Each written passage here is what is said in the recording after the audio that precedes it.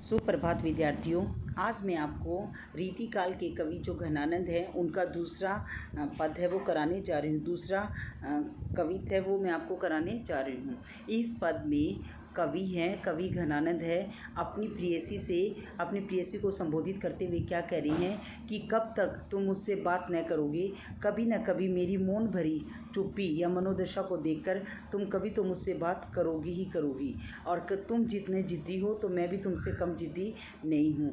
कब तक कानों में रुई डालकर मेरी बात कौन सुना करती रहोगी। तो अब इस दूसरे पद में कवि ने ब्रज भाषा का प्रयोग किया है, अनेक अलंकारों का प्रयोग करते हुए कवि ने इस पद को लिखा है। अब मैं आपको कविता का दूसरा पद है वो घनानंद के कविता का दूसरा पद है वो कराने जा रही हूँ। आनाकानी आरसी निहारिबो करोगी कोला।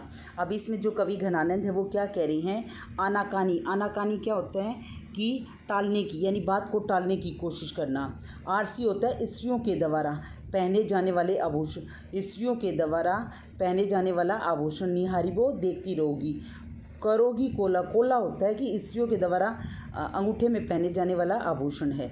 अब इसमें कवि घनानंद क्या कह रही हैं कि स्त्रियों के द्वारा अंगूठे में पहने जाने वाले आभूषण को देखकर कब तक मुझे अनदेखा करती रहोगी। आनाकानी अनदेखा करती रहोगी, यानी स्त्रियों के द्वारा अंगूठे में पहने जाने वाले आभूषण को देखती रहोगे, निहारती रहोगी, और कब तक मुझे टालती रहोगी। कहाँ मोह चकित दशा त्यों न दीठी डाली है।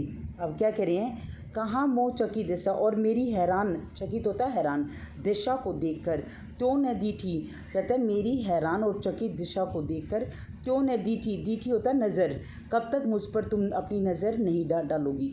मेरी इस हैरान दिशा को देखकर कब तक मुझ पर नज़र नहीं डालोगी।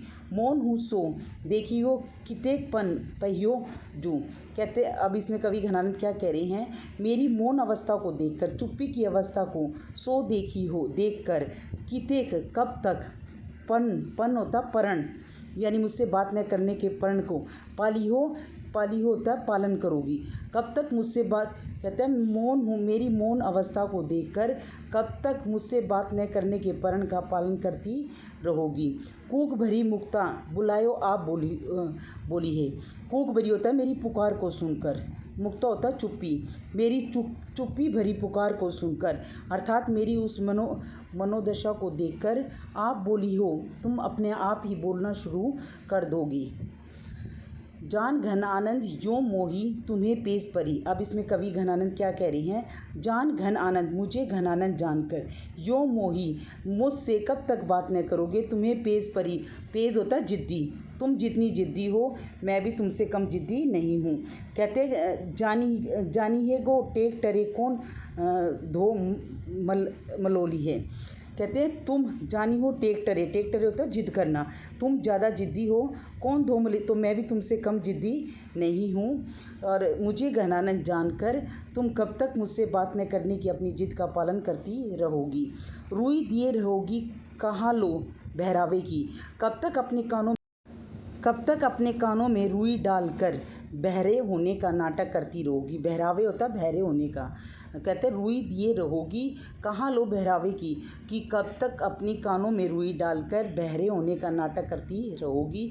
कभू तो मोरिये पुकार कान खोली है, कभू होता कभी तो, मोरिये मेरी पुकार है, मेरी पुकार को सुनकर कान खोली है, तुम्हारे कानों को खोल देंगी, कभी तो मेरी जो पुकार है तुम्हारे कानों को खोल देंगी। अब इस कविता के माध्यम से कवि ने नायिका की विरह का वर्णन है वो किया गया है।